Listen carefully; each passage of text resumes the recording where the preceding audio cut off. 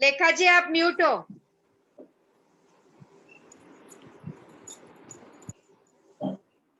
लेखा जी आप म्यूट हो, म्यूट हो।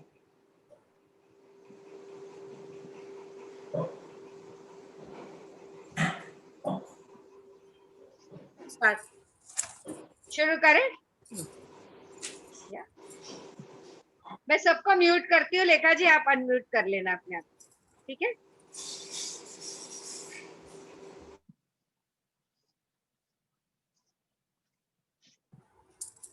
आपकी आंखें बंद कर लीजिए। फिंगर्स क्लैस्प करेंगे, पैरों को क्रॉस करेंगे। अपना ध्यान अपनी सांसों के ऊपर।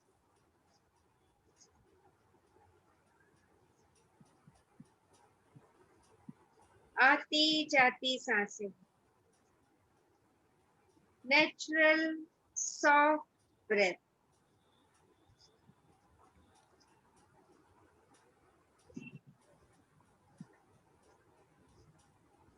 बिफोर वी स्टार्टेड, आज एक बैलेंसिंग ब्रेथ करेंगे।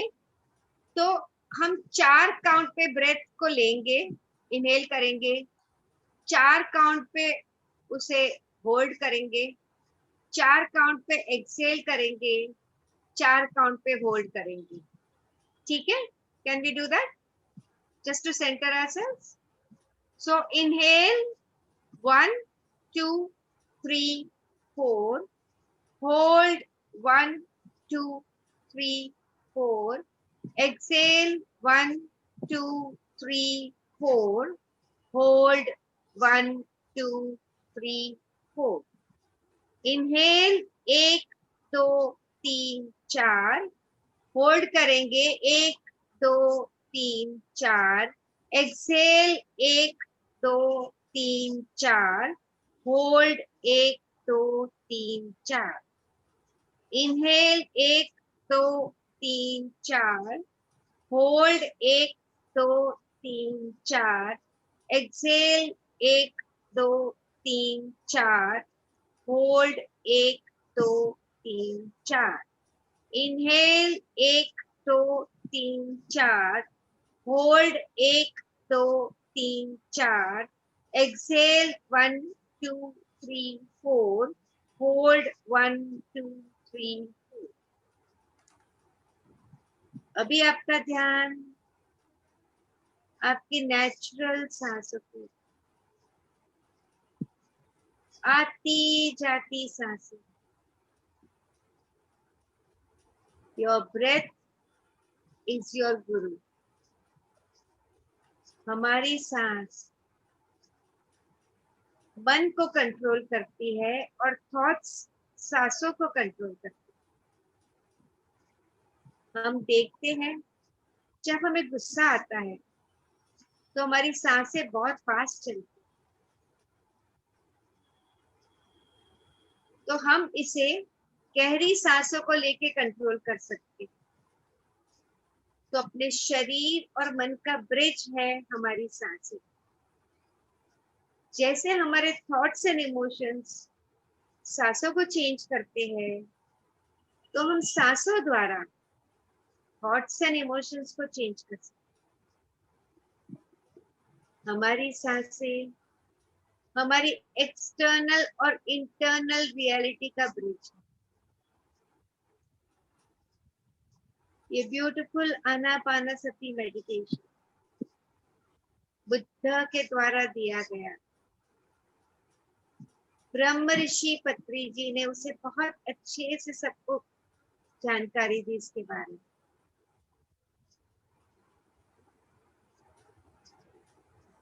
तो अपना ध्यान सिर्फ और सिर्फ अपनी सांसों पे, ना कोई सोच, ना कोई विचार, no thoughts whatsoever, focusing on breath and breath alone. Normal, natural start. बहुत ही गहराई में लेके जा रही है। हर एक सांस के साथ आप अपने अंतर मन की और गहराई में जा,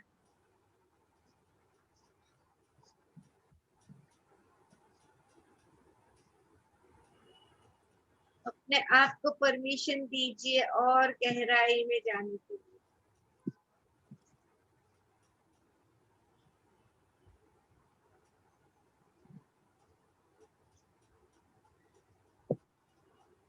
जैसे हम सांसों के द्वारा गहराई में जाते हैं, नॉर्मल सांसों के साथ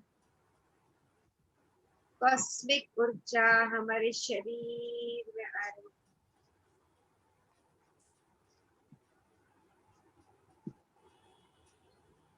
वो हमारे कर्मों को भी डिसॉल्व करने में मदद करती है।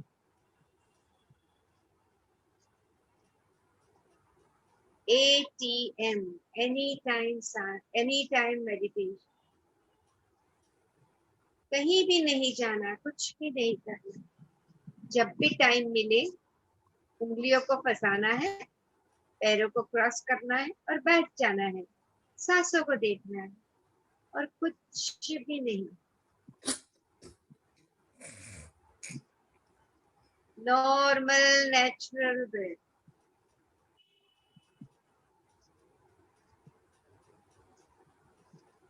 अब इस गहराई की स्थिति में हम बुलाएंगे अपने मास्टर्स, गाइड्स, और उससे उन्हें अपने आजू बाजू फील करेंगे और उन्हें कहेंगे टू हेल्प अस, ताकि आज जो कुछ हम सीखने जा रहे हैं उसे हम अच्छी तरह समझ पाए, अपने जीवन में इम्प्लीमेंट कर सके और आगे औरों को भी सिखा सके।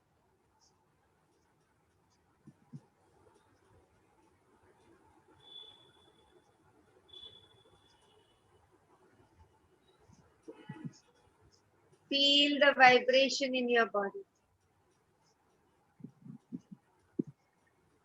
जैसे हम दूसरों को सिखाते हैं, हमारी भी हीलिंग होने लगती है। बुद्धा को भी जानने के बाद जगह जगह जाके लोगों को सिखाना पड़ा।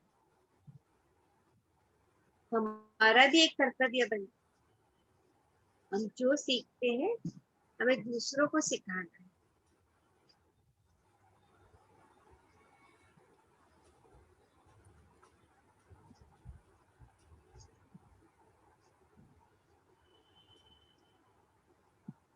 हम मन के बारे में जानेंगे, विचारों के बारे में जानेंगे, विचार और शब्द के बीच के अंतर को जानेंगे, देखेंगे हम कहाँ पीछे पड़ रहे थे इतने टाइम, उसे हम अपने आप को सुधारने की कोशिश। ये इंटेंशन के साथ आपकी चेतना वापस आपके शरीर में।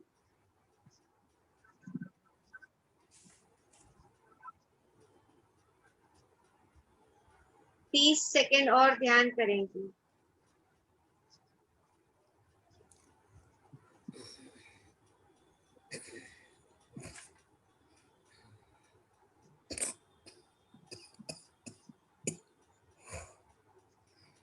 हाथ को अनक्लैस्प करेंगे, अपनी आंखों पे रखेंगे। 5 4 3 2 1 एंड 0। धीरे से अपनी आंखें खोलेंगे।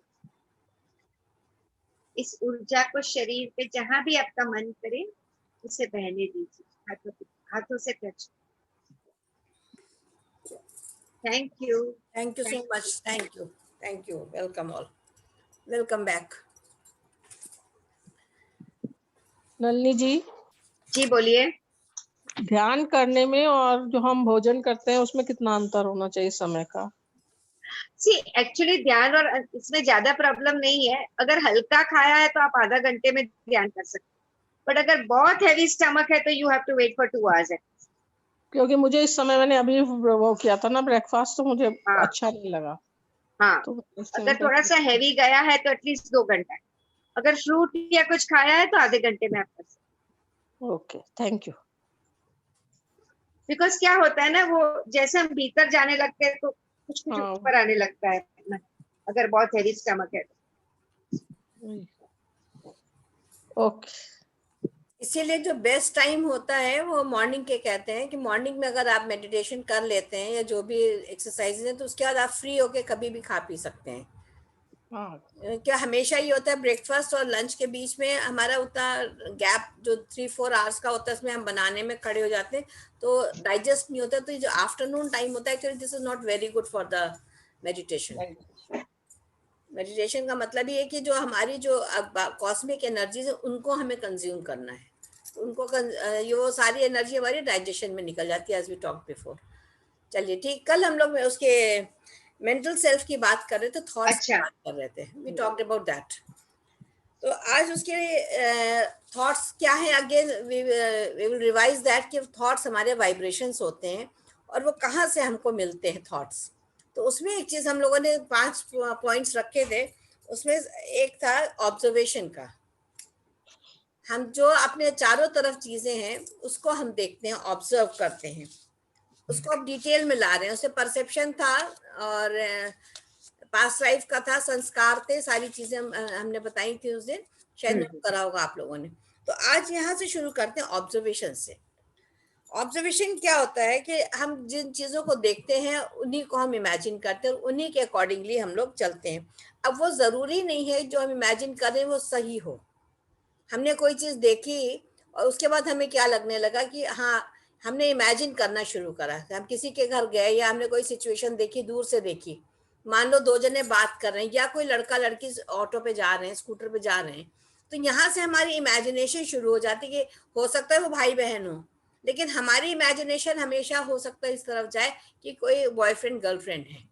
तो ये हम जो है, ये कभी भी ऑब्जर्वेशन जो है हमारा वो सही भी हो सकता है और नहीं भी हो सकता है। तो इसके लिए सच्चाई क्या है वो हमें समझ में नहीं आती, what is the truth. So do not depend upon the imagination और द ट्रुथ, क्योंकि हम जब इमेजिन करेंगे तो उसमें सच्चाई कई बार नहीं आती है।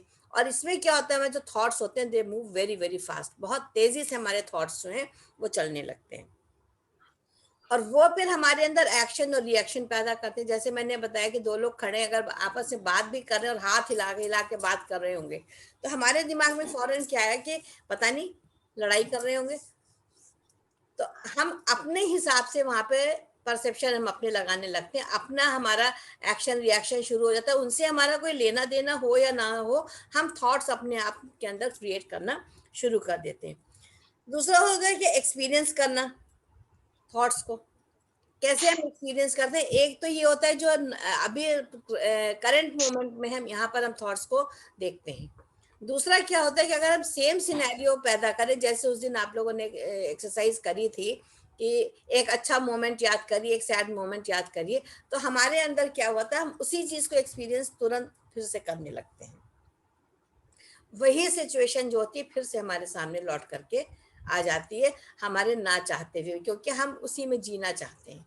वो हमको अगर अच्छी है तो हम उसी में फिर डूब के चलेंगे, और नहीं अच्छी है तो हम उसमें फिर दुखी होने लगते हैं। और इससे हमारे अंदर क्या होता है, जो हमारी अंदर की जो पावर है वो सारी रिवील होने लगती है कि हम क्या चीज कर रहे हैं, क्या इमेजिनेशन हमारी चल रही है। अब इसका एक एग्जाम्पल लेते हैं कि जो हमारे थॉट्स हैं जितने भी, ये कहाँ से आ रहे हैं, बिलीफ सिस्टम से हमारे आ रहे हैं। और किससे आ रहे हैं, पास्ट लाइफ कर्मा से, संस्कार हैं हमारे जो हमने इतने दिन तक देखा है। तो इनसे सबसे हमको फाइनली क्या करना है, जो भी हमारे थॉट्स आ रहे हैं इससे हमें क्या करना है अपनी लाइफ में, कोई बताएगा इन थॉट्स के साथ हमें क्या करना है। अगर आपको परमानेंट कॉन्टिन्यूसली थॉट्स आ रहे हैं तो आप इसके साथ क्या करिएगा। प्रीति, क्या करोगी थॉट्स का, अनम्यूट करो। हाँ, बहुत थॉट्स आ रहे हैं तो उसके लिए हम क्या करेंगे। मेडिटेशन। हाँ, मेडिटेशन। मेडिटेशन करेंगे, मगर थॉट्स को क्यों मेडिटेट करेंगे, सवाल ये है। नहीं, छोड़ते जाएंगे उनको तो छोड़ देंगे हमको और उनको हटाएंगे डिटैच होना उसको। है। थॉट्स से तो हमको, हम हाँ, we can detachment, divert our mind also by doing something. तो we have to get rid of the thoughts. ये थॉट्स जो है वो हमको फिर माया जाल में फंसाने लगते हैं।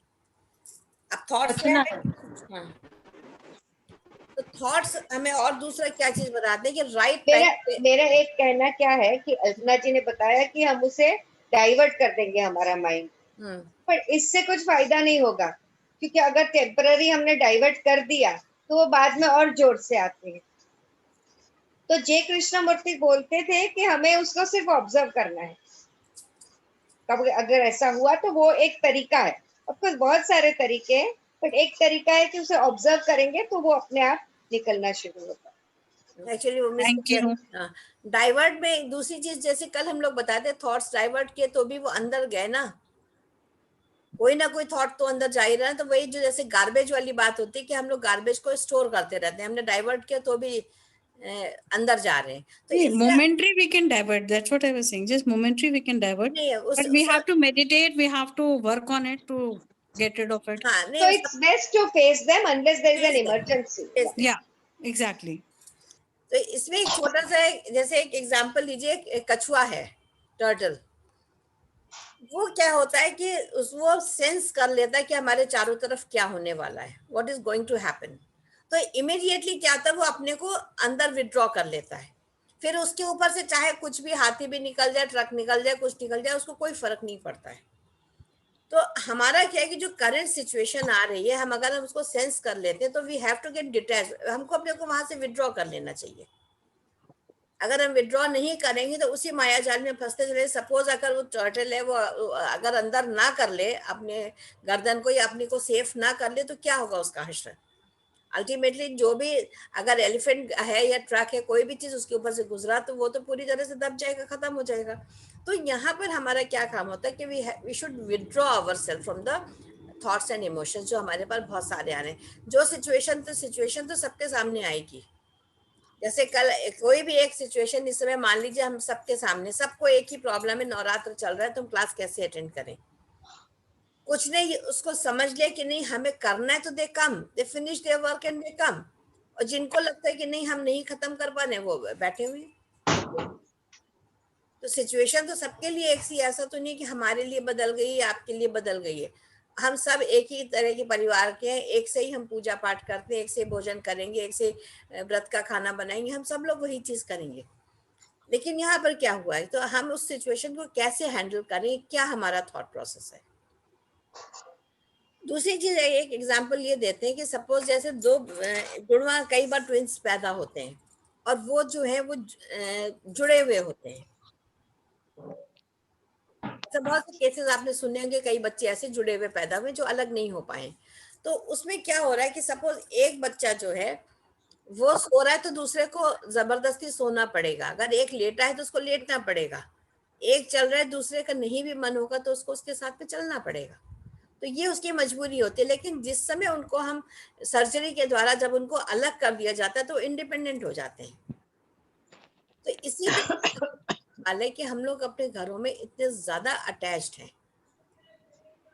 हम डिटैचमेंट के ऊपर बात ला रहे हैं। तो डिटैचमेंट कैसे होता है, हमें क्या है कि अभी हम अपने घर के हर सदस्य के साथ में बहुत ज्यादा जुड़े हुए हैं। उसको अगर तकलीफ है तो पहले हमारे तकलीफ होने लगती है। बच्चे को जरा सी खरोच आई या चोट लगी तो माँ का दिल पहले होने लगता है कि भाई उसको इतनी चोट लग गई, हम अपने आप को कैसे बचाएं, है ना। तो यहाँ पर हमारे लिए डिटैचमेंट बहुत ज्यादा जरूरी है। डिटैचमेंट का मतलब ये नहीं कि हम उससे प्यार नहीं कर रहे हैं, या डिटैचमेंट का ये मतलब नहीं कि हम संसार को त्याग करके हम कहीं और चले जाएं, हिमालय पे जाके बैठ जाएं, वो भी डिटैचमेंट का मतलब नहीं है। डिटैचमेंट क्या होता है कि आप यहीं रहिए, सब काम को करते हुए आप अपने दिल से उसके साथ में मत जुड़िए, क्योंकि अगर आप जितना ज्यादा उससे जुड़ेंगे उतना ज्यादा आपके लिए प्रॉब्लम होगी। कैसे होगी, जैसे मान लीजिए हम सारे लोग कहीं पे घूमने जा रहे हैं, फैमिली हमारी जा रही है, कूदते फांदते चले जा रहे हैं, हमारे फैमिली का कोई मेंबर एक गड्ढे में गिर गया। अब हमें उससे बहुत ज्यादा प्यार है, तो उस समय हम क्या करेंगे, हम उसको ये कहेंगे ना कि भाई हाथ पकड़ो, तुम बाहर निकल आओ, हम कोशिश करेंगे उसको बाहर निकल। ये थोड़ी हो कि हम सारे लोग बहुत प्यार करें तो उसके साथ हम गड्ढे में कूद जाएंगे। अगर हम भी गड्ढे में उतर गए तो हम उसको कैसे बचाएंगे? तो उसके लिए हमें सबसे पहले क्या करना है कि हमें खुद स्ट्रांग होकर के उसको बाहर निकालना है।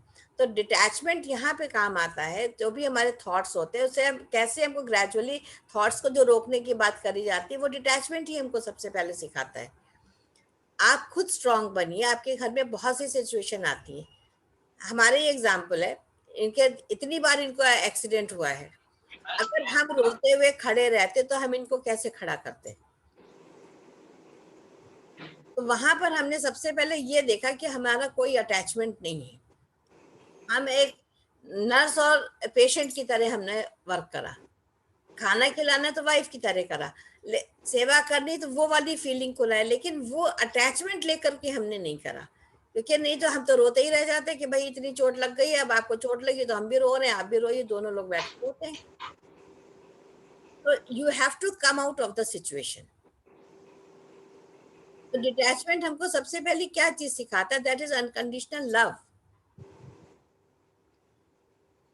देखिए कितना ज्यादा हमारा प्यार है कि हम उनको उस परिस्थिति से निकालने की कोशिश करें। एक अटैचमेंट ये हो जाएगा कि वो हम उनको हर्ट कर रहे हैं, वो तकलीफ में तो हम भी तकलीफ में हैं और हम उनको गलत वाइब्रेशन भेज रहे हैं। भाई देखो, पता नहीं, जैसे हॉस्पिटल में कई बार देखा गया कि लोग एडमिट हैं, अब हम देखने गए, या बच्चे को चोट लगी है, या बच्चा फेल हो गया है, या और कोई भी सिचुएशन घर में आई है, तो हम उसको क्या फीलिंग्स भेज रहे हैं? हम भी हर्ट हो रहे हैं, हम उसको हर्ट की फीलिंग भेज रहे हैं। तो डिटैचमेंट क्या होता है? सबसे पहले हमको सिखाता है अनकंडीशनल लव। दूसरा हमको सिखाता है दूसरे की रिस्पेक्ट करना। अगर हम अटैच्ड है तो हम उससे हम रिस्पेक्ट हम कर ही नहीं पाएंगे। हमें कई बार लगेगा अरे ये तो पता नहीं क्या बोल रहे हैं, हम क्यों इनकी रिस्पेक्ट करें? तो यहाँ पर हमारा डिटैचमेंट जो होता है वो बहुत ज्यादा काम आता है। फिर क्या चीज होती है इसके साथ में? हमको उनके लिए इसको एक्सेप्टेंस होना है। इसको डिटैचमेंट कहेंगे या बोल्डनेस कहेंगे, या सिचुएशन के हिसाब से अपने को वो ढालना, या उस तरह से वो कहेंगे? अगर आप डिटैच नहीं हो गए तो आप उसके साथ में जुड़, अभी मैं आ रही हूँ, उसी पे आ रही हूँ। अगर देखो सपोज कोई प्रॉब्लम, जैसे अभी तुम्हारे पास हुई थी प्रॉब्लम, तो तुमने उस समय क्या करा था? तुम मजबूती से अगर खड़ी थी तभी तो तुम उनको देख पाई। अगर वहां पे तुम ये कमजोर पड़ जाती कि नहीं इनको तकलीफ है इसलिए मैं भी तकलीफ में आ जाऊं, तो तुमने क्या करा उस समय? इसको बोल्डनेस कहेंगे कि डिटैचमेंट कहेंगे, ये समझ में नहीं आ रहा। अटैचमेंट, बोल्डनेस नहीं होती है। बोल्डनेस तो है कि आप जाके कहीं से भिड़ाइए, जाके लड़ाइए, किसी से बोल रहे हैं आप बहुत ज्यादा, आप जाके कहीं पे कुछ भी बोलाइए, बोल्डनेस तो वो हो जाएगी ना। नहीं, एक वो लेकर के, एक स्टेप लेकर के, स्ट्रेंथ लेकर के, कि एक हाँ अपने वो करके कि इसको हमको संभालना है, खड़ा होना है, हाँ। उसको क्या बोलेंगे? डिटैचमेंट बोलेंगे? नहीं तो बोल्ड तो मजबूती, देखो बोल्डनेस ये तो मजबूती है ना आपकी। बोल्ड है अगर आप, बोल्डनेस दो तरह से वर्ड जो होता है वो यूज होता है। बोल्डनेस एक ये भी हो जाएगा ना कि यू गो, आप सोसाइटी में कहीं पे कुछ हो रहा झगड़ा तो आप जाके हिम्मत करके आप सामने खड़े होकर सिचुएशन को वहां पे करें, आप जोर जोर से बोल सकते हैं। लेकिन यहाँ पर जब हमारा सेवा भाव आता है तो यहाँ पर सबसे पहले हमको डिटैच होना पड़ता है, क्योंकि हमको उस सिचुएशन को एक्सेप्ट करना है। डिटैचमेंट हमको एक्सेप्टेंस में सिखाता है। डिटैचमेंट वर्ड एक्चुअली ऐसा होता है कि हमें लगता है कि हम सिर्फ दुनिया भर को छोड़ करके हम अलग होकर के बैठ जाएं। That is not detachment. Detachment बहुत ज्यादा खूबसूरत वर्ड है कि आप सब कामों को करते हुए भी, जैसे कहते हैं ना कि कीचड़ में रह के भी कमल उसमें लिप्त नहीं होता है। क्यों उसका हमेशा एग्जाम्पल दिया जाता है? वो इसीलिए दिया जाता है कि वो उतना ही खुशबू देगा, उतना ही खिला हुआ रहेगा, लेकिन वो अटैच नहीं होगा उसके साथ में, उसके कीचड़ उसको फंसाएगा नहीं। और जहां पर हम एक्सेप्टेंस, दूसरी चीज क्या होती है, अगर हम बहुत ज्यादा अटैच्ड हैं तो हम अपने परिवार वालों को हर्ट करेंगे, क्योंकि हम उनके लिए वही वाइब्रेशंस, वही थॉट्स को भेजेंगे। जैसे बताए ना, अगर बच्चा मान लो तुमसे कहे कि हम कहीं पे फंस गए किसी सिचुएशन में, बाहर है और कोई सिचुएशन ऐसी है कि मान लो वो स्टक हो गया है, तो तुम उसको क्या वाइब्रेशन, अरे देखो बेचारा फंस गया है, वहां से निकल नहीं पा रहा है, मैं कैसे जाऊं, कैसे करूं? जबकि तुम वहां पे पहुंच नहीं सकते हो, तुम सिर्फ क्या है, यूर जनरेटिंग द थॉट्स। तुम भी हर्ट हो रही है, the what thoughts you are creating वो भी हर्ट के थॉट्स हैं, वो भी उस तक पहुंच रहे हैं। क्या उसको दुख दे रहे, सॉरो, ग्रीफ, जितने भी इस तरह के इमोशंस है दैट वी गिव जब हमारे पास ये डिटैचमेंट अटैचमेंट होता है। हमेशा हमारी वहां पर एक्सपेक्टेशन भी बहुत ज्यादा होती है अटैचमेंट के साथ में। तो what we have to do, we have to stay in the mode of detachment. Thoughts जो हम क्रिएट करते हैं उन थॉट्स को हमें इस तरह से क्रिएट करना है कि हम दूसरे के साथ में लिप्त नहीं हो, हम अपने घर में मजबूती से खड़े रहें, to be ready to face any situation. वो आप कब कर पाओगे, जब आप अंदर से लिप्त नहीं हो, भावुकता को छोड़ना है ना। तो इसी को कहते हैं ना कि मोह माया का त्याग करो, ये सब चीजें, काम, क्रोध, लोभ, मोह की बात, भावुकता छोड़ करके करना है, भावुकता नहीं भावुकता होने, को छोड़ करके। भावुकता से आप किसी कार्य को संपन्न नहीं कर सकते हो, क्योंकि पहले आपको रोना आने लगेगा ना, जरा सी बात कोई हुई तो पहले आपके टप टप आंसू गिर रहे हैं, तो आप दूसरे को कैसे संभालोगे। तो यहाँ पे हमको अपने थॉट्स पे वर्क करना। यहाँ पे डिटैचमेंट का मत सेपरेशन नहीं है, सेपरेशन नहीं मतलब है, यहाँ पे डिटैचमेंट का मतलब सेपरेशन नहीं है। एक वो है, उसमें एक वो वर्ड है कि भावुकता के संग अपने आप को हटाना भी है, भावुकता नहीं लानी है, और लेकिन खड़े भी होना है। Detachment is equal to unconditional love, respect, unconditional acceptance, love, unconditional acceptance. आप दूसरे को एक्सेप्ट कर रहे हैं, राइट। आप ये नहीं कि हमने ये नहीं कहा कि आप संसार को छोड़ दें या घर बार को छोड़ दें। हमारा तो देखो ये कर्म भूमि हमारी यही है, हमारा परिवार, हमारा समाज, हमारा देश, ये हमारी कर्म भूमि है। तो यहाँ पर अगर हम हर समय कमजोर हो जाएंगे या दूसरे को हम ब्लेम करते रहेंगे तो हमारे पास एक्सेप्टेंस कहाँ है। घर में देखो एक ही दो लोग ऐसे होते हैं जिनके साथ हमारी एक्सेप्टेंस नहीं होती है, बाकी लोगों को हम बहुत प्यार करते हैं, लेकिन एक दो लोग हमारे जीवन में हमेशा और बिल्कुल हमारे करीबी होते हैं जिनके साथ हम नहीं। तो इसका मतलब है कि हमारे अंदर उनके लिए प्यार नहीं है, हम उनको सोल, एक प्योर सोल, नोबल सोल नहीं देख रहे हैं जो हमको कि एक लेसन टीच करने के लिए आई है। वो हमारे पास है ही इसीलिए क्योंकि हमारे उसके इतने कार्मिक अकाउंट्स है। तो जो हम ऑलरेडी कर के आए उसको तो हमें यहाँ पर नलीफाई करना है ना। तो उसके लिए हमें अनकंडीशनल लव, अनकंडीशनल एक्सेप्टेंस हमारे पास होनी चाहिए, तब हम उसको आगे उसके साथ में काम कर सकते हैं। अगर आपके साथ कोई बहुत बुरा कर रहा है, हाँ, फिर आप उसके साथ अनकंडीशनल लव रख सकते हैं। हाँ, आपको यही तो आपकी जर्नी है, दिस इज योर जर्नी। नहीं तो आप भी तो उसी उसमें आ जाएंगे ना, जो बेबी सोल्स होती हैं, जैसे जो तमस गुण में जो फंसे हुए लोग हैं, आप भी तो उन्हीं में से आ जाएंगे। आपको लग रहा है ना कि बहुत बुरा आपके साथ कर रहा है, आप एनालाइज करो वो आपके ही साथ क्यों बुरा कर रहा है। वो इंसान हर एक के साथ तो बुरा नहीं कर रहा होगा ना, वो सिर्फ आपके साथ कर रहा है। सपोज एक इंसान के कई रूप होते हैं। देखो अपने ही घर में हम लोग इतने देवरानी जिठानी हम लोग थे, तो हम लोगों का क्या रिश्ता रहा, हमारी आपस में कोई प्रॉब्लम नहीं थी, हम लोग बहुत प्यार से रहे। लेकिन उसके बाद भी प्रॉब्लम्स होती थी ना घर में, तो किसी एक के साथ ज्यादा हाँ होती थी। तो प्रॉब्लम तो लाइफ का मतलब ही प्रॉब्लम है ना कुछ तो होगा ही। कुछ ना लाइफ है तो प्रॉब्लम है, लेकिन वो इंसान तुम्हारे साथ क्यों गलत कर रहा है ये सोचो। सपोज हमारा और तुम्हारी नहीं बनती है फॉर एनी रीजन, और तुम्हारी और भाभीियों से बनती है, ठीक है, सिंपल एग्जाम्पल। तो इसका मतलब है तुम्हारे अंदर तो कोई खराबी नहीं ना, तुम्हारी उनसे तो पट रही है। अगर तुम बेसिकली तुम्हारा नेचर खराब होता तो तुम्हारी किसी से नहीं बनती, लेकिन हमारी तुम्हारी अगर नहीं बन रही है तो इसका पीछे क्या है कि हमारे तुम्हारे कोई कार्मिक अकाउंट्स हैं जो हम लोग इसीलिए मिल रहे हैं, उसको नलिफाई करने के लिए, राइट। उसको नलीफाई फिर कैसे करेंगे? उसको नलिफाई हम लोग ऐसे करते, जैसे अब हम लोग स्पिरिचुअल पाथ पे आए तो हमको समझ में आ रहा है। इनिशियली तो हमको पता ही नहीं था ना कि हम तो ज्यादा से ज्यादा मुंह बना के बैठ जाते थे या मन में गुस्सा लेकर के बैठ के चलो नहीं मिलते हैं, बात खत्म हो गई। हम लोग यही तो हमेशा से यही करते हैं कि मान लो किसी से हमारी नहीं बन रही है तो उसको हम अवॉइड करते हैं, चलो छोड़ दो, इससे हम नहीं बात करते, फिर कभी मिले। लेकिन उसके प्रति जो भाव है वो तो अंदर हम भरे रहते हैं ना, तो जब भी उसका जिक्र आएगा तो हम उसी इमोशन को, उसी थॉट्स को हम दोबारा क्रिएट कर लेंगे। तो कैसे हमारी तुम्हारी बन सकती है if we don't forgive. Again the forgiveness words come. क्या अगर आपने ये कला सीख ली है, आपको दो चीजें पता होनी चाहिए कि जो सोल आपके पास आई है that it has come for the some reason, बिना रीजन के वो आपके सामने नहीं आई है। दूसरी चीज है जो पास्ट लाइफ रिग्रेशन जैसे करवाती है, नलिनी जी कराती है, तो इसमें क्या करते हैं, पीछे जाके भी देखते हैं कि हमने क्या गलतियां करी थी, तो उससे फॉरगिवनेस कराया जाता है। अगर आप माफ नहीं करोगे तो आपकी स्पिरिचुअल जर्नी जो है वो आगे नहीं बढ़ पाएगी। इधर you don't step into spiritual path, फिर ठीक है, जैसे दुनिया चल रही है, वो उसको मार रहा है, उसको मार रहा है, उसको काट रहे हैं, उससे झगड़ा कर रहे हैं, इट्स ओके, जो मर्जी खा रहे हैं, पी रहे हैं, जैसे रह रहे हैं, इट्स फाइन। लेकिन अगर आप इसमें आए हो तो that means there is some reason. हर कोई यहाँ पे नहीं घुस पाता है। सबसे पहली चीज अंजू ये देखो कि अगर आप चाहें भी तो हर कोई इस बात पे नहीं आता कि, और माया हमेशा खींचेगी। अब जैसे वो दो लेडीज आ रही थी, किरण और आशा, उनके दोनों के पास प्रॉब्लम आ गई। आज फोन आ रहा था कि हमने ओके डोंट ज्वाइन, आपका पाथ नहीं है अभी, आपका टाइम नहीं आया है, मेरे घर से ये प्रॉब्लम है, मेरी मैंने कहा ओके नहीं है तो आप मत करिए। ये जिसके लिए जर्नी होगी वही इसमें एंटर कर सकता है।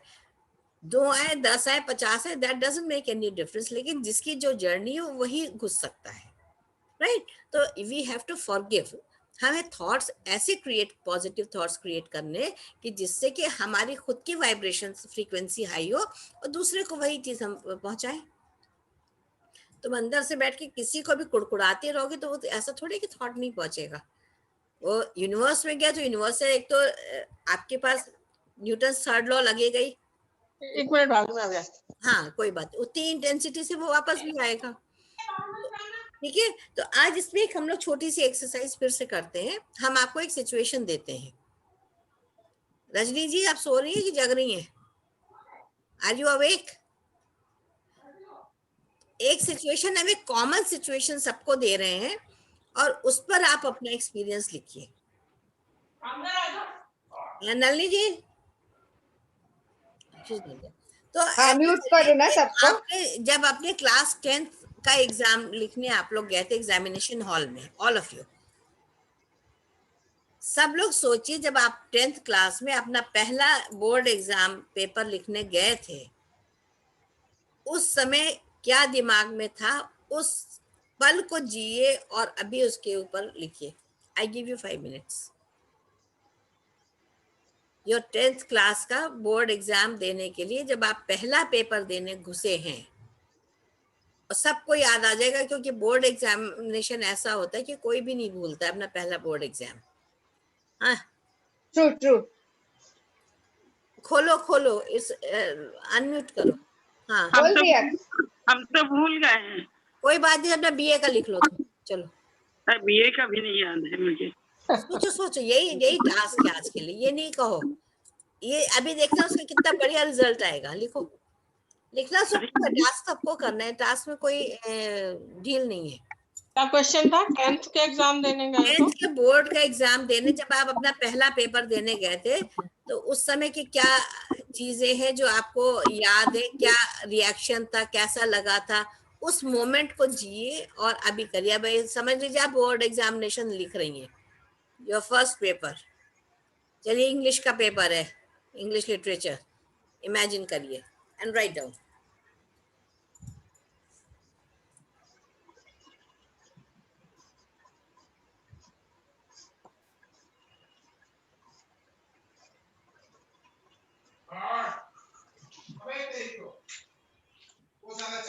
चावल रखे चावल खा टमाटर खा के चावल खा रहा।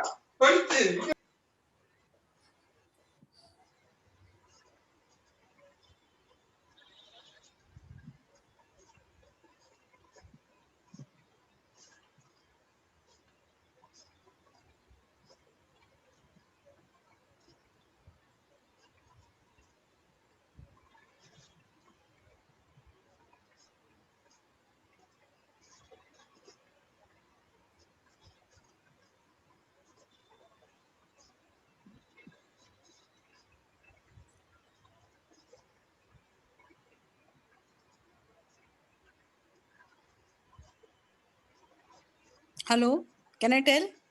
हाँ लिख लिया? Yes yes yes yes. लिखा तो नहीं है, सोचा है। नहीं लिख लो, it should be in black and white, it should be in the your copy. Okay, I will write it because थोड़ा सा सेमिनारी लाइक ये था कि आउट ऑफ 10 5 क्वेश्चंस कंपलसरी होते थे करने, एंड वो सब हमको आने चाहिए so that we can get full marks, whatever subjects था उसमें ये एक बात मन में लेके गए थे कि out of 10 5 questions completely answer कर सकें, ऐसे आने चाहिए। ये नहीं था कि 7 आए 10, 7 आए बहुत अच्छे, पर हमें करने तो 5 ही होते थे। सो वी हैव टू, मतलब वो कंप्लीट होने चाहिए so that we can get full marks in it, and first division आए उसमें। This is what was there in my mind first paper. तो एग्जामिनेशन हॉल में क्या करा था फिर? Did you write all the 5 questions? All the 5, yes, I did. I was fully prepared for it, and almost 8-9 questions were ऐसे थे जिसके हम पूरे आंसर कर सकते थे। I was fully prepared, but मन में एक बात ये थी कि पेपर जब मिल रहा था कि हाँ 5 तो आने चाहिए जिसमें हम फुल मार्क्स स्कोर कर सकें कम से कम। This was in my mind, and I should get. I'll write it, but लिख लेना। गुड। मैं बताऊं? हाँ बताओ ऋचा। मुझे तो ऐसा याद है जब मेरा फर्स्ट पेपर था 10th का, बहुत ही घबरा रही थी मैं तो जाने से पहले। और जब मैं पहुंची बड़ी खुश भी होगी एकदम से कि मुझे तो सब आता है पेपर में ना। और मगर पहले से ही एफर्मेशन ऐसे दे के रखते थे कि मतलब सबसे सुन रखा था कि ज्यादातर सब लोग की जैसी तबीयत खराब होती है तो सब भूल जाते हैं और बाहर आ पाते हैं तो वैसे ही याद आ जाता है। तो वही सिचुएशन मेरे साथ हुई कि मैं इतनी ज्यादा खुश हो गई कि मैं सोचना भूल गई कि वो वर्ड कहाँ से शुरू होता है, मतलब कैसे होता है, किस तरीके से। कर लिया पेपर। फिर लास्ट में जैसे ही लास्ट का होता चला गया फिर लगा कि हाँ आ गया, याद आ गया। फिर जल्दी जल्दी लिखा ऐसे करके पेपर बाहर देकर आए। फिर लगा पता नहीं क्या रहेगा, मतलब उस तरह की लगातार सिचुएशन वो बनी रही कि जब तक पेपर चलते हैं। Very good. देखो एक ही वही रहेगा, अभी सबके अलग अलग आंसर्स आएंगे। यस रचिता, तुम्हारा हो गया?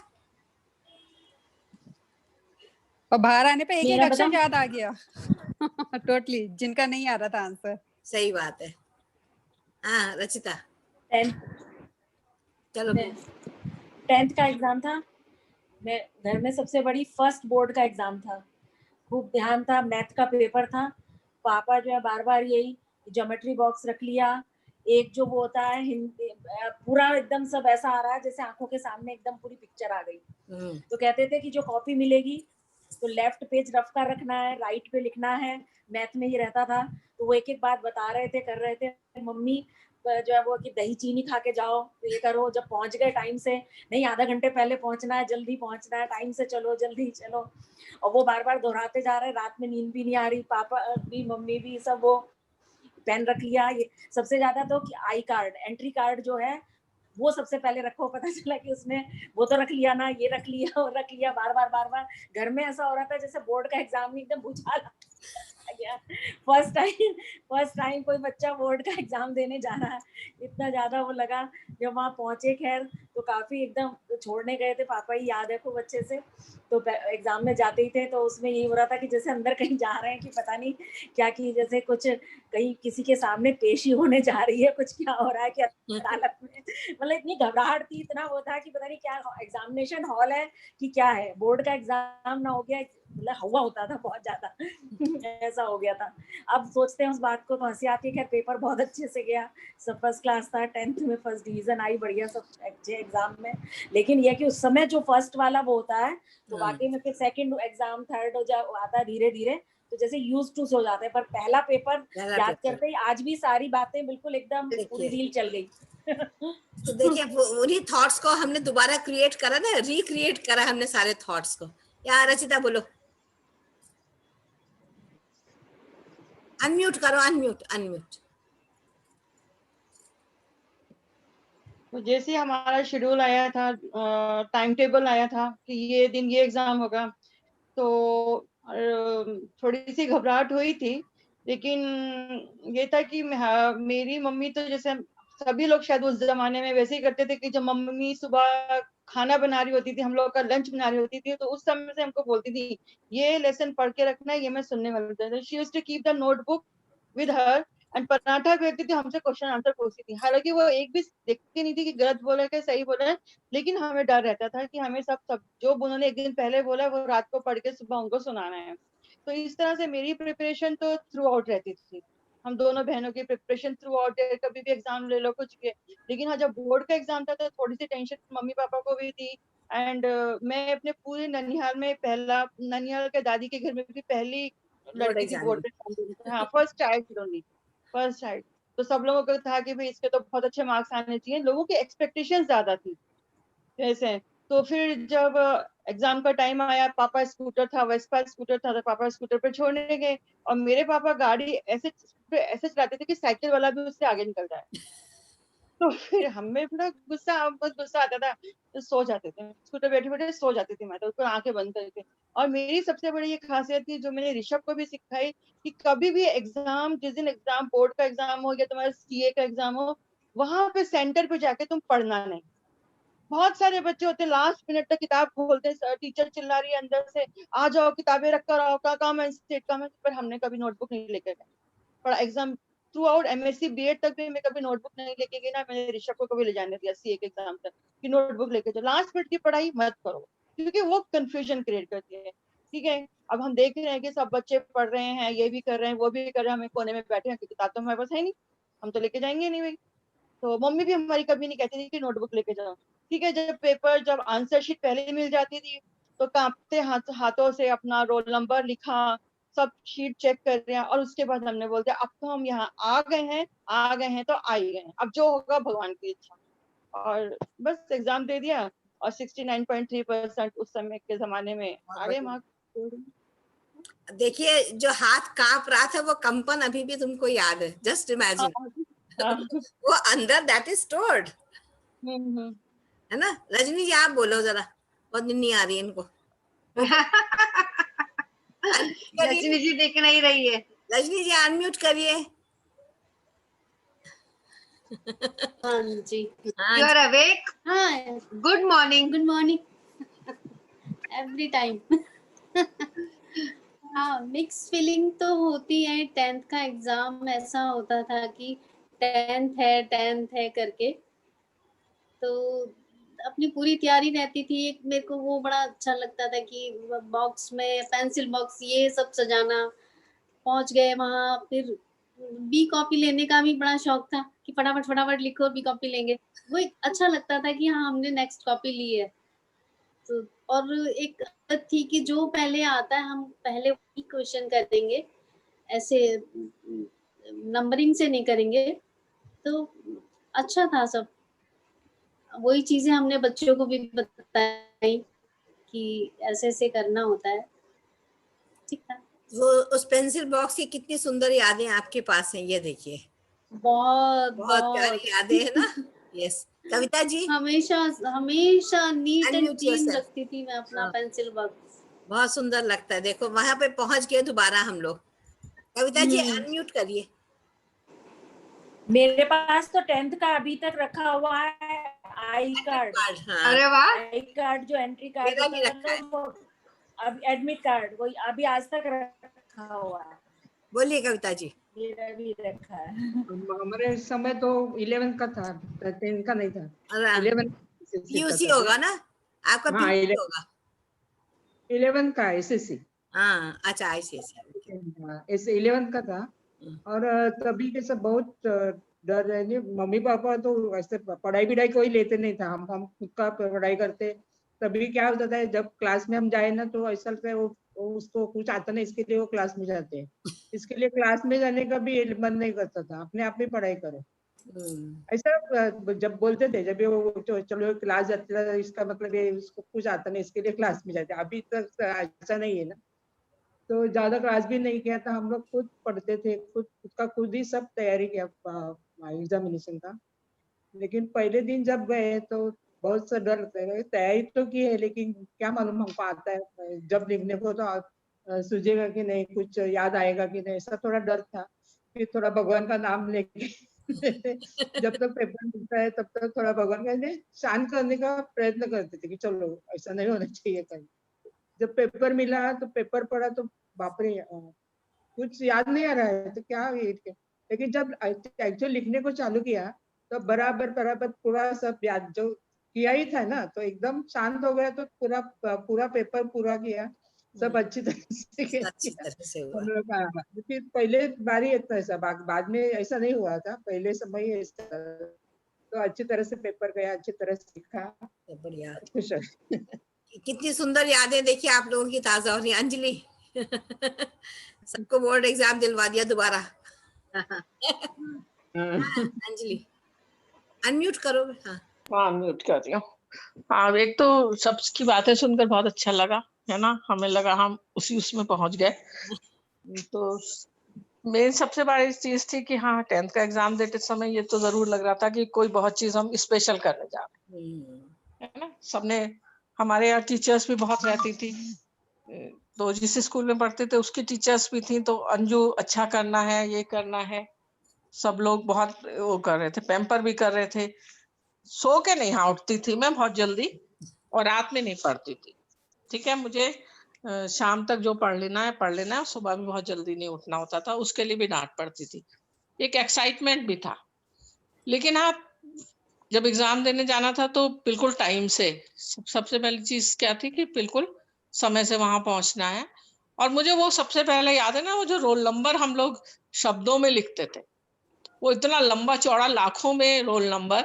तब तो क्या था, और ये आईसीएससी और ये सब नहीं थे, सीबीएसई, तो यूपी बोर्ड में बहुत सारे बच्चे होते थे और रोल नंबर बहुत लंबे होते थे। वो जो पहली बार वो नंबर जो लिखा था ना, वो इतने लाख और ये, वो मुझे आज भी याद है कि बहुत ही ज्यादा कॉम्प्लिकेटेड था। उसको 2-3 बार में मतलब समझ में आया कि हाँ, इसे हम अच्छे से कैसे लिखेंगे। तो इसी तरह से पढ़ाई थोड़ी स्पेशल की थी। और एक स्पेशल चीज थी, पहली बार रिस्ट वॉच, शायद सबको मिली होगी रिस्ट वॉच उस समय। True true true, very true. समय का जो देखने के लिए कि और भी एग्जाम देने गए लेकिन कभी घड़ी नहीं मिली, तो पहली बार वो जो घड़ी मिली थी ना, वो शायद मेरे घर में मम्मी की अलमारी में अभी भी होगी। तो वो बहुत हमने सेफली भी रखी, और पहली बार वो घड़ी जो मिली थी उसका कुछ मजा ही कुछ और था। और टाइम, एकदम से टाइम भी देखना नहीं आता था उस समय, तो उसमें भी बड़ा कंफ्यूजन था कि कितना टाइम रह गया और कितना कुछ है। तो बहुत बढ़िया, एक सुंदर एक्सपीरियंस। और पहला पेपर हिंदी का होता था, है ना? तो सूरदास कबीरदास को ही करते करते उस समय, आज के तो लिटरेचर में नहीं है, लेकिन हाँ, पहला पेपर 10th का यूपी बोर्ड में हिंदी ही होता था, और जगह के बोर्ड का तो नहीं पता। तो मेरा 11th में भी, वो 10th में भी और 12th दोनों में फर्स्ट पेपर तो हिंदी ही था, और 2-2 3 पेपर वो होते थे। तो छायावाद और ये सब कितना सुंदर चीजें होती थी, जिससे हम आजकल, आज के बच्चे सब बच्चे जानते ही नहीं है रहस्यवाद, छायावाद सब क्या होता है सब। हाथ में घड़ी तुम अभी भी मेरे ख्याल से महसूस कर सकती हो, जो तुमने घड़ी को बांधा होगा, उस चीज को तुम अभी भी, मुझे लगता है जैसे फील कर रही हो कि तुमने उस घड़ी को बांधा था। Isn't it? आजकल तो बच्चे खेलों वाली पहन लेते हैं, लेकिन हम लोगों को तो शायद पहली बार तभी ही मिली होगी। एग्जैक्टली। मेरे को तो इतना ज्यादा शौक था कि मैं रात को पहन के भी सोती थी कि मेरे को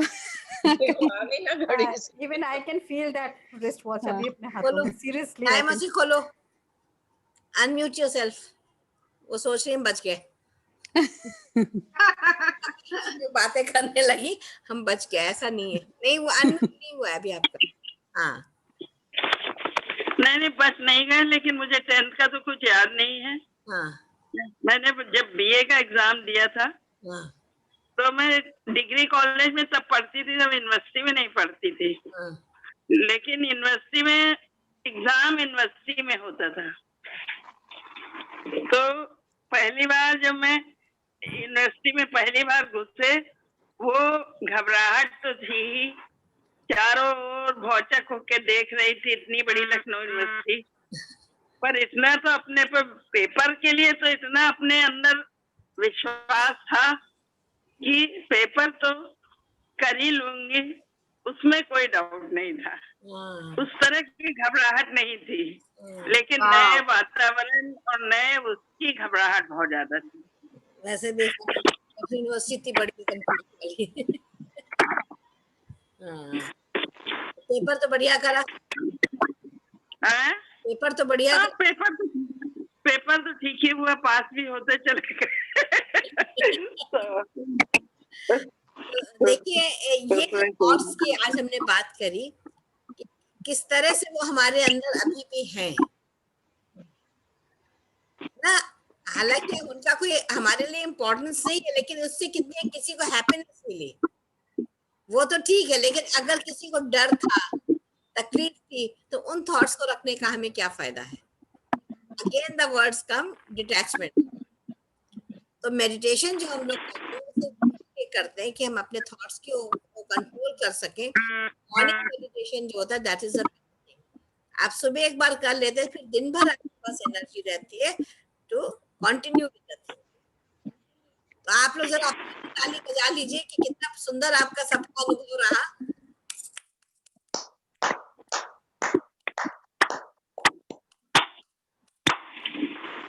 हम ताली क्यों बजाते हैं? खुश होकर। ताली बजाना स्वास्थ्य के लिए बहुत हितकर होता है ना, इसलिए हर उस पे ताली बजाना चाहिए। मगर ताली बजाने से क्या होता है? सारी नाड़ियां खुलती हैं, सारी नाड़ियां खुल जाती हैं, आपका सारा वो सब इसी में पूरा वो है। हमारे सारे ऑर्गन जो हाथ में है ना, वो सारे एक्टिवेट होते हैं। इसलिए ताली यूं बजाइए, ये धीरे धीरे वाली नहीं, जोर से बजाइए, तो सारे ऑर्गन, सारे नर्व्स आपके एक्टिवेट होते हैं। तो इसीलिए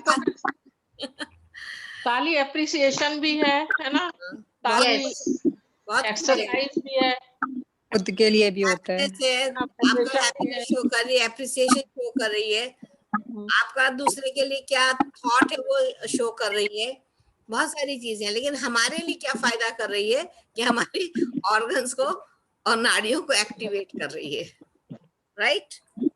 तो एक्यूप्रेशर कर रहे हैं। I think now is the time for the small meditation, और होपफुली यू हैव एंजॉयड आज के थॉट्स के बाद। डिटैचमेंट याद रखेंगे, डिटैचमेंट इज अनकंडीशनल लव। इसको मोटे मोटे अक्षरों में लिख लीजिएगा, एक्सेप्टेंस, राइट? और एक तीसरी चीज है रिस्पेक्ट फॉर अदर। इसको नोट कर लीजिएगा, तो आगे वर्क करने में it will become more easier. Am I right Nalini? Yes yes, absolutely right. क्या बताया था अभी? आवाज नहीं आई थी। अनकंडीशनल लव, अनकंडीशनल रिस्पेक्ट और एक्सेप्टेंस। डिटैचमेंट का मतलब ये है, डिटैचमेंट का मतलब ये कभी मत सोचना कि हम संन्यास लेके गुस्सा होके कोप भवन में केकई की तरह बैठ जाए। It is not.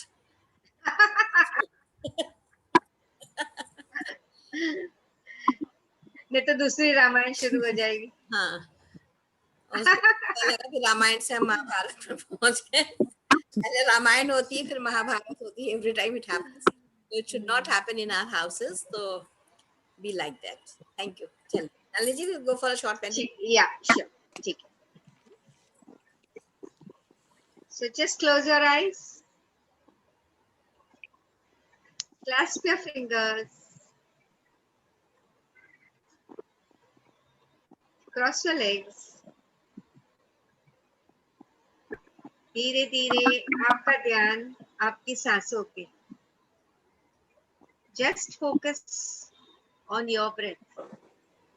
आपकी सांस, नेचुरल ब्रेथ, उसे कुछ भी तरह मैनिपुलेट नहीं करना है। ना ऐसे सोचना है कि मेरी सांसें तो गहरी होनी चाहिए, ना तो छोटी होनी चाहिए। जैसी सांस चलती है वैसे चलने दीजिए। आप देखेंगे जैसे जैसे आप गहराई में जाते जाएंगे, आपकी सांसें अपने आप चेंज होती जाएंगी। तो नेचुरली जिस तरह चेंज होना चाहती है उसे चेंज होने दीजिए, पर हम इसे मैनिपुलेट नहीं करेंगे।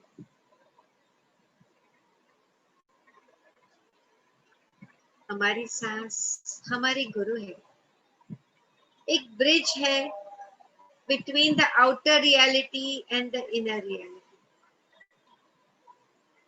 अपनी बॉडी और माइंड के में एक ब्रिज है। It is a bridge between our body and our mind.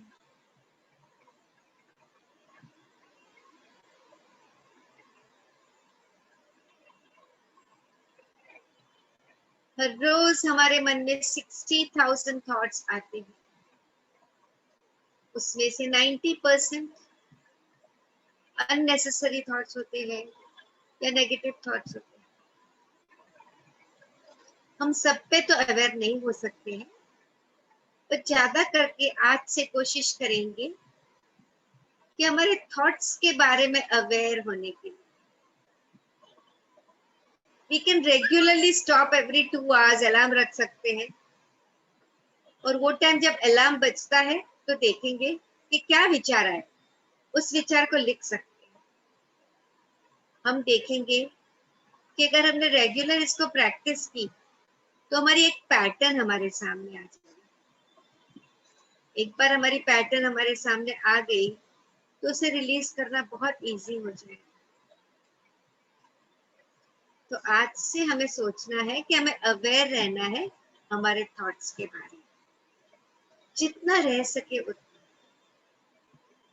Just try to be aware of your thoughts.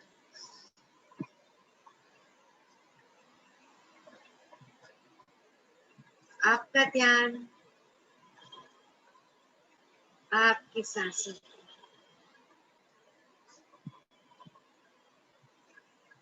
Focus on your thoughts and thoughts alone. In this space, let us thank our masters and guides and gurus. Let us thank our subconscious mind. Let us thank our soul. Let us thank our body. My body is my soul's lab. I am my soul's lab.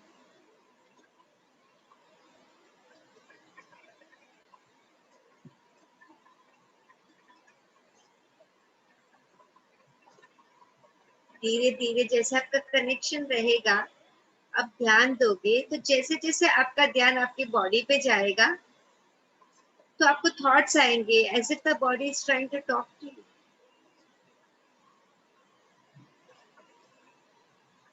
Every moment we will be talking to the objects, having gratitude for the objects, having gratitude to the plants, having gratitude to everything. धीरे धीरे जैसे हमारे विचारों पे हमारा ध्यान रहेगा, तुम्हारे ग्रेटिट्यूड पे भी हमारा ध्यान रहेगा। Allow yourself to feel. अपने आप को परमिशन दीजिए उसके लिए। धीरे धीरे आपकी चेतना फिर आपकी बॉडी के अंदर, और विजुलाइज करेंगे सब masters are blessing us. Feel the blessings, feel the light coming from the masters, helping us to be aware of our thoughts. हमेशा ये पिक्चर अपने मन में याद रखेंगे, मास्टर्स ब्लेसिंग अस। और जैसे ये मास्टर्स की एनर्जी आप फील करेंगे तो आप में अवेयरनेस रहेगी थॉट्स के। So friends, let us be aware of our thoughts. Thank the masters for this beautiful blessing.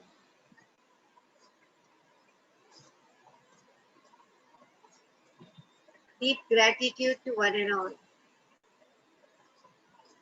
You may unclasp your hands. Bring your hands to your eyes. 5, 4, 3, 2, 1 and 0. And gently open our eyes with a big, broad smile, with all the knowingness कि हम आज से हमारे विचारों पे ध्यान रखें। Thank you. Thank you.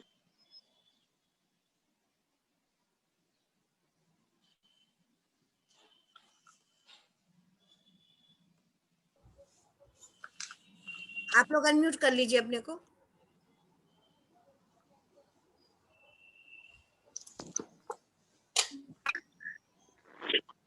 I hope you people are enjoying the journey. Yes. सब लोग कर रहे हैं। कोशिश ये करिए कि आप अपने साथ किसी एक को पकड़िए, अपने पति को पकड़िए, उनको ब्रीदिंग करवाइए। सबसे इम्पॉसिबल टास्क। इम्पॉसिबल टास्क है, तो तुम्हारे पास तो और भी ऑप्शंस हैं। Georgie, I have to leave. हाँ, गो। Okay, good afternoon, everyone. Bye bye. Good Thank you, afternoon. Nalini. Thank you, Georgie. Bye. Bye. Bye bye. कोशिश ये करिए कि किसी एक को आप बताना शुरू करें कि व्हाट यू आर लर्निंग, और ब्रीदिंग के बारे में बता के किसी अपने साथ किसी को जोड़िए। ये तो सबसे इजी टास्क है। हाँ, आई नो। इसके लिए तो रचिता तुम क्या कह रही हो? जोड़ने के लिए दीदी, अगर मैंने इनको जोड़ा ना तो मेरी सांसें तेज तेज चलने लग जाएंगी।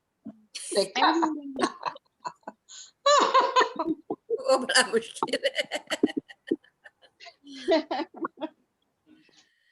तो